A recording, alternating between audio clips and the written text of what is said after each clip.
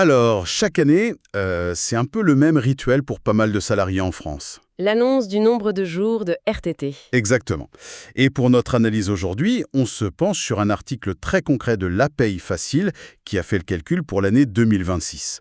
L'idée, c'est de décortiquer tout ça pour comprendre d'où vient ce chiffre. Est-ce qu'il signifie vraiment? C'est ça. Et donc, le chiffre clé est tombé. Pour 2026, avec un forfait de 218 jours, on aura droit à 9 jours de repos.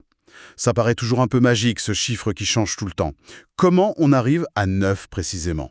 En fait, le calcul c'est une simple soustraction, mais il faut être très méticuleux. D'accord. On part de la base 365 jours dans l'année 2026. Et de là, on enlève tout ce qui n'est pas un jour de travail. Ok, alors allons-y. Les week-ends, j'imagine, en premier. Ensuite, on retire les 25 jours de congés payés légaux. Ça, c'est un droit, c'est fixe. D'accord. Et puis vient le point qui varie chaque année, les jours fériés. Ah, c'est là que tout se joue. Les fameux jours fériés qui tombent en pleine semaine. C'est tout à fait ça. Pour 2026, sur les 11 jours fériés qu'on a, il y en a 9 qui tombent un jour ouvré, donc entre le lundi et le vendredi. Donc on retire ces 9 jours. Voilà, on a donc 365, moins 104 week-ends, moins 25 congés et moins ces 9 fériés. Il nous reste 227 jours qui pourraient être travaillés. Et comme le contrat au forfait est de 218 jours, 227 moins 218, ça nous donne bien nos 9 jours. Le compte est bon. Le compte est bon. C'est très clair. Mais justement, on parle de RTT.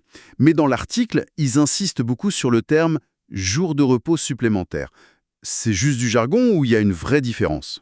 Ah, c'est une excellente question, et c'est le cœur du sujet. En fait, c'est une confusion très très courante. D'accord. Utiliser le mot RTT dans ce cas précis, c'est un abus de langage.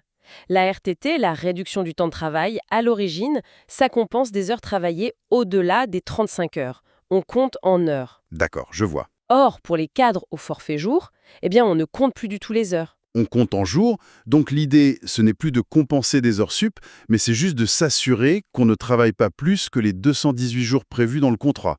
C'est ça? C'est exactement ça. Ces 9 jours, c'est une variable d'ajustement purement calendaire. C'est le nombre de jours qu'il faut enlever du planning pour que, à la fin, le total soit bon. C'est de l'arithmétique pure. D'accord, donc le calcul est mathématique, mais ça me fait penser, ce concept de jour en plus est quand même assez unique. D'où ça vient historiquement?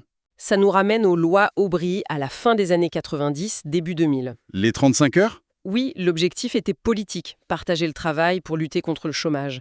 Pour les entreprises qui ne pouvaient pas simplement baisser les horaires, le système des RTT a permis de continuer à travailler, disons, 39 heures, en compensant avec des jours de repos. D'accord. Mais alors, si je comprends bien, ce calcul des 9 jours pour 2026, il ne concerne pas tout le monde dans une entreprise, si? Non, absolument pas. C'est une autre précision capitale de l'article. Ce calcul, il ne s'applique qu'aux salariés qui ont un contrat au forfait jour. Pas ceux qui sont aux 35 heures classiques. Non. Et même pour ceux au forfait jour, ce chiffre de 9 est une base nationale en pratique. Il peut varier. C'est-à-dire? Par exemple, en Alsace-Moselle, ils ont 2 jours fériés de plus. Ah oui, c'est vrai. S'ils tombent en semaine, ça change tout le calcul. Et puis, il y a les conventions collectives ou les accords d'entreprise qui peuvent fixer un forfait différent de 218 jours.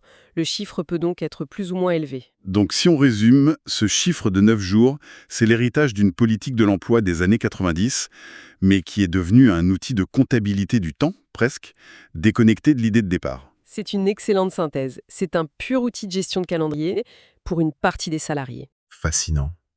Et ça soulève une question, je trouve, pour aujourd'hui. Ce système de forfait jour a été pensé pour un monde où le travail, c'était un lieu, le bureau, et en temps très défini.